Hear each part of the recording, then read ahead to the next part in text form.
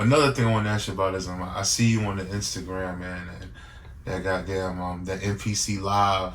Yeah. You be killing that joint, man. Thank you, man. How did you get into? And you got a dope style too, but how did you get into the beat making? To be honest, it was just lack of having beats. Like, that's what I always kind of been like as an artist. Like, whatever I didn't have, I would make a way. You know what I'm saying?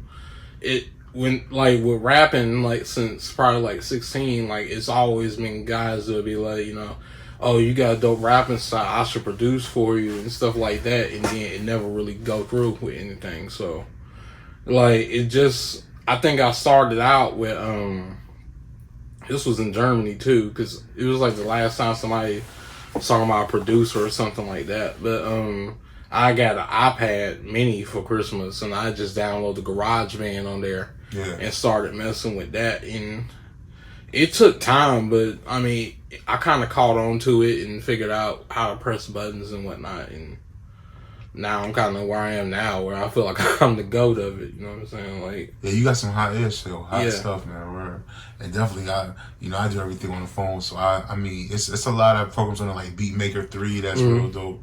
But like I said, I see you on NPC Live, and I think that's an incredible machine because it's, the reason I never really mess with it is because I put so much time into the native instruments machine and learning that environment prior to me going to like iOS. But that the speaker and the wireless and the wireless battery and the speaker, I mean, it's so genius. I don't know why Machine never picked that up. I also don't know why they didn't do that in the other NPC. They put out the one. I don't know why they didn't do it on there, but I think that's an incredible idea. Yeah. Even if they could have had a little speaker like they got on that, how they got the MPK with the little speaker. Yeah. But and like I said, your production style is like real dope. Like where did that come from? I mean, I hear a lot of influences in it, but you tell me where it come from. To be honest, like I say, like the root of it all is just soul. Like I listen to a lot of different music, but like I have like a huge record collection, and like most of that is probably like a good bit of 70s soul. Occasionally there's some hip hop in there, but most of that's what it is. And I just I like hearing like live instrumentation, you know what I'm saying, like chill beats.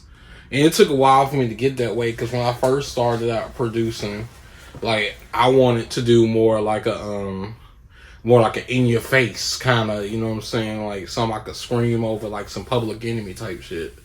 But the more I got into it, the more like, I don't know, it's something that always captivated me about how a rapper could just flow like water on the beat. You know what I'm saying? And that's something I'm still learning. You know what I'm saying? Like I'm still trying to figure out how to put myself into that. And as far as influences, I would say The Chronic, going back to that, like that's definitely influence. Really, Death Row's whole discography from like probably 92 to 95. Yeah. Like, I really feel like that's untouched, and it probably can never be duplicated again, no matter how hard we try. What Daz was doing was crazy too. Yeah, and that's what I'm saying. Like, Daz don't get enough credit. Like, the Dog Pound in general don't get enough credit. Like, even for that album they put out, they don't get enough credit for that album. Yeah, and that was really like the Dog Pound Dog Food album was really the best album of that era, in my opinion. Like, of the Death Row. Yeah, like I know The Chronic is up there, but it's like Dog Food, like sonically all the way through, like it was just a jam. See, for me it was Doggy Style, because that's how I feel about Doggy Style. Like, it's sonically, you could just press play on the record. Yeah. It's like, it's even put together like a movie, like how it start off with the bathroom scene. And like how they have like the W balls in there. And it's like a continuation from the video. But it's dope, man. I love it, man. Yeah. But I would say probably Organized Noise too, like Outkast. Like, that's kind of how I function my drums a little bit. And like, I kind of like to mix like old school sampling with a little bit of modern drums. Yeah. Like, put those two together. 3-6 Mafia, I get compared to their production style a lot. Well, in the early days they did. And it took me a while to finally listen to them and see what people were comparing. And that kind of made me a better producer as well, so. But that's a good comparison, man. I'm telling you, I was watching that 3 6 Mafia versus Bone Thugs and Harmony versus. I was just like, man, these what Paul and them did. Paul and Jay, they got too many hits, man. Yeah, and them beats is like made for the club. They made for raw hip hop. Yeah, nobody can top it. And man. I've been saying this for a long time. Bone Thugs and Harmony lost the moment they started playing Choosy Lovers. Yeah, you talking about in that battle? Yeah, exactly. Oh, you saw the battle? Yeah, that joint was crazy. I understood how it got that heated because it's like, yo, I mean, when somebody coming at you with hit after hit and you can't do nothing, I can understand how it got that heated, yo.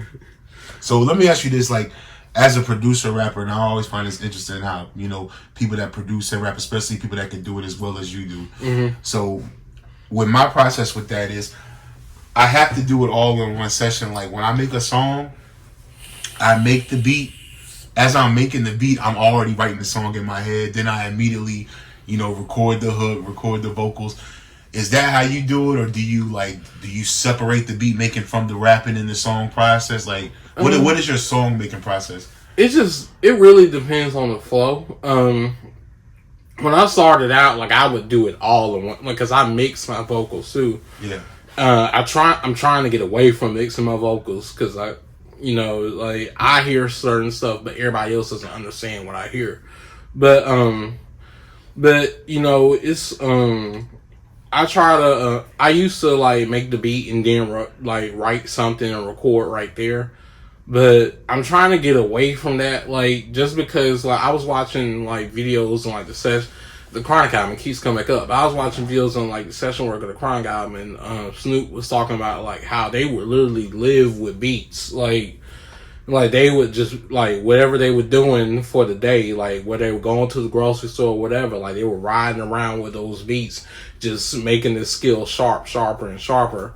So like I try to like nowadays I try to like, cause I work and stuff like that. I try to make like one song a week. Sometimes make it around to 2, but and I'll try to live with that beat for like a week. Just figure out how I'm gonna come. Yeah, but as far as like my process to like making an album, it's really like when I get that one song, like that one song that kind of kicks it off. And before I get that one song, I'm really just trying different things, doing different things.